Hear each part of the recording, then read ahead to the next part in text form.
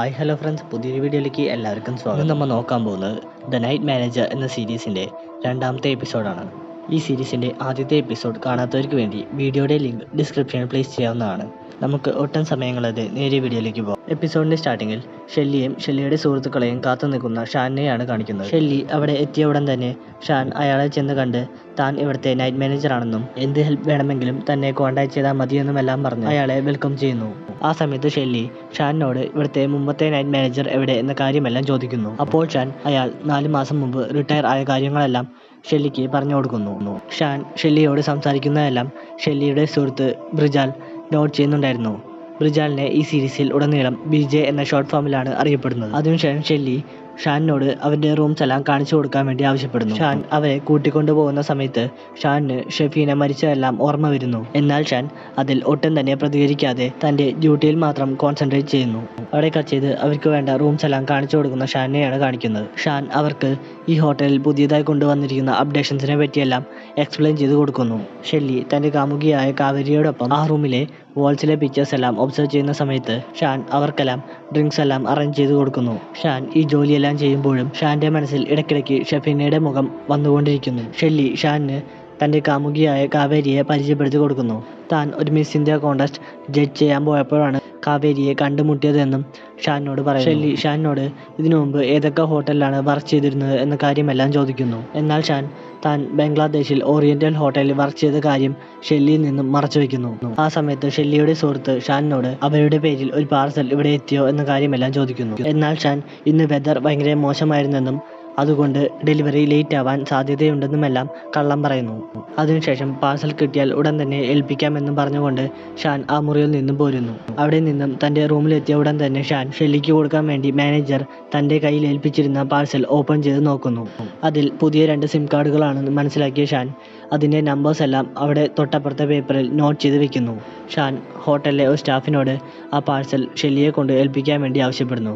അതിനുശേഷം അന്ന് വൈകുന്നേരം തന്നെ അവരുടെ മുറി ഫുള്ള് ക്ലീൻ ചെയ്ത് അവിടുത്തെ വേസ്റ്റ് എല്ലാം ഡിസ്പോസ് ചെയ്യാൻ വേണ്ടിയും ആവശ്യപ്പെടുന്നു. ആ സമയത്താണ് സ്റ്റാഫ് കാവേരി സ്വിം ചെയ്യുന്ന പൂളിൽ സെക്യൂരിറ്റി ഗാർഡ് ഇല്ല എന്ന കാര്യം ഷാനിനോട് പറയുന്നത്. ഷാൻ ഉടൻ തന്നെ ഒരു ടവലുമായി നേരെ പൂളിൻ്റെ ഏരിയയിലേക്ക് ചെല്ലുന്നു. ഷാൻ കാവേരി സ്വിം ചെയ്യുന്നത് നോക്കി നിൽക്കുന്ന സമയത്ത് അവിടേക്ക് മദ്യപിച്ച് BJ കടന്നു വരുന്നു.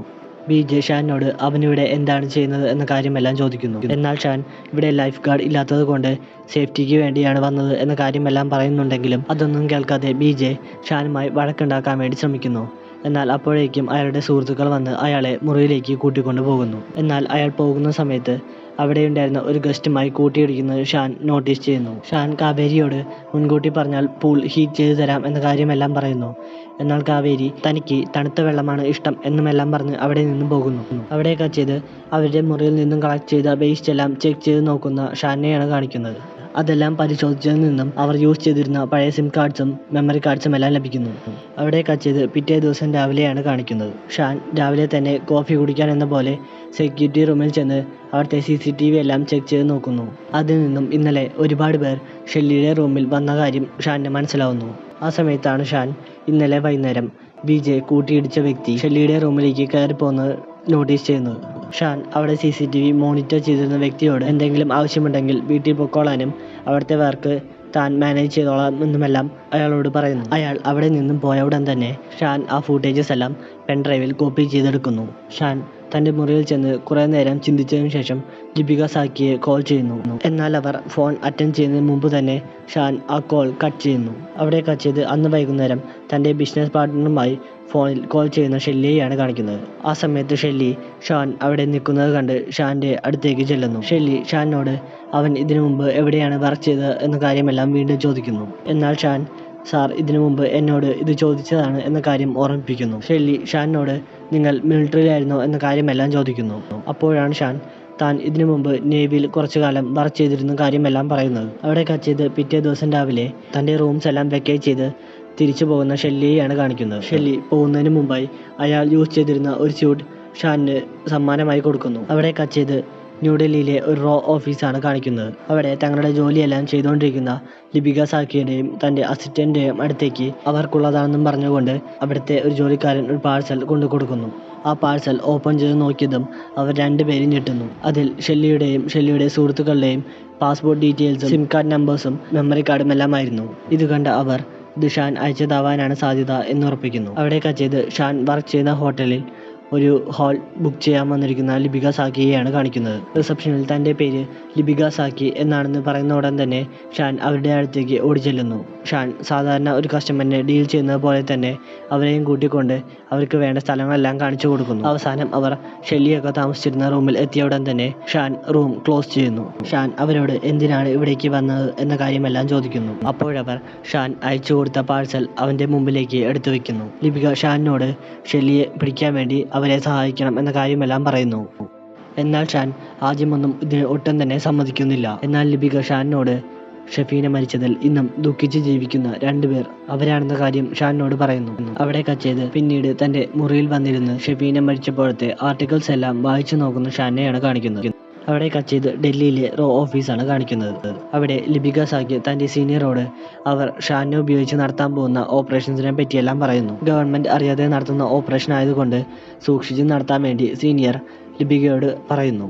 അവിടെ കച്ചേത് അവർ പുതിയതായി നടത്താൻ പോകുന്ന പ്ലാനിനെ പറ്റിയെല്ലാം ഷാനിന് ലിപികയും സുഹൃത്തും കൂടി എക്സ്പ്ലെയിൻ ചെയ്ത് കൊടുക്കുന്നു. അവരുടെ പ്ലാൻ പ്രകാരം ഷാൻ ഷെല്ലിയുടെ കൂടി അയാളുടെ ഇൻഫർമേഷൻ ചോർത്താൻ വേണ്ടി തീരുമാനിക്കുന്നു. അതിൻ്റെ ആദ്യപടി എന്നോണം ഷാൻ ഡ്രഗ്സ് എല്ലാം പർച്ചേസ് ചെയ്ത് അത് ഉപയോഗിക്കാൻ വേണ്ടി തുടങ്ങുന്നു. പതിയെ അവൻ ഗാംബ്ലിങ്ങിലേക്കും പിന്നീട് അടിപിടിയിലേക്കും കടക്കുന്നു. അങ്ങനെയിരിക്കെ ഒരു ദിവസം ഹോട്ടലിൽ സൂക്ഷിച്ചിരുന്ന ഗോൾഡ് എല്ലാം വിൽക്കാൻ വേണ്ടി ശ്രമിക്കുന്നു. എന്നാൽ ഇതിൽ എന്തോ സംശയം തോന്നിയ കടക്കാരൻ ഷാനെ പിടിച്ച് പോലീസിൽ ഏൽപ്പിക്കുന്നു. അങ്ങനെ പോലീസിന്റെ കയ്യിൽ നിന്നും അവരെ ആക്രമിച്ച് രക്ഷപ്പെടുന്ന ഷാനെയാണ് നമ്മൾ ഓപ്പണിങ്ങിൽ കണ്ടത്. ഷാൻ അവരുടെ കയ്യിൽ നിന്നും രക്ഷപ്പെട്ട ഉടൻ തന്നെ അവരുടെ കൂട്ടത്തിലുണ്ടായിരുന്ന സീനിയർ ഓഫീസർ ലിപികയെ വിളിച്ച് പ്ലാൻ സക്സസ് ആണ് എന്ന കാര്യമെല്ലാം പറയുന്നു. അവിടെ നിന്നും ലിപിക അറേഞ്ച് ചെയ്ത ബോട്ടിലൂടെ ഷാൻ നേരെ ഷെല്ലിയുടെ താവളമായ ശ്രീലങ്കയിലേക്ക് പോകുന്നു. അവിടെ കച്ചത് കുറച്ച് മാസങ്ങൾക്ക് ശേഷം ശ്രീലങ്കയിലെ ഒരു ഐലൻഡാണ് കാണിക്കുന്നത്. അവിടെ ഷെല്ലിയും അയാളുടെ സുഹൃത്തുക്കളും അവരുടെ കുടുംബവും എല്ലാം കൂടി ഒരു പാർട്ടി അറ്റൻഡ് ചെയ്യുന്നതായിട്ടാണ് കാണിക്കുന്നത്. എന്നാൽ രാത്രിയിൽ പാർട്ടി നടക്കുന്ന സമയത്ത് ഒരു കൂട്ടം കിഡ്നാപ്പേഴ്സ് വന്ന് ഷെല്ലിയുടെ മകനായ താഹയെ കിഡ്നാപ്പ് ചെയ്ത് കൊണ്ടുപോകുന്നു. അവിടെ കച്ചത് താഹയുമായി ഗോഡൌണിലെത്തിയ കിഡ്നാപ്പേഴ്സിനെയാണ് കാണിക്കുന്നത്.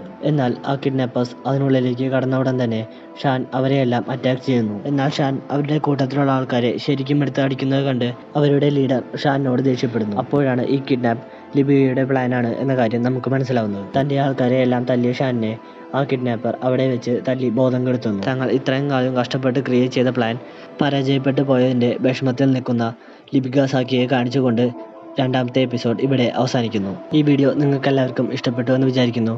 ഈ സീരീസിൻ്റെ ബാക്കി വീഡിയോസിന് വേണ്ടി ഈ ചാനൽ മറക്കാതെ സബ്സ്ക്രൈബ് ചെയ്യുക.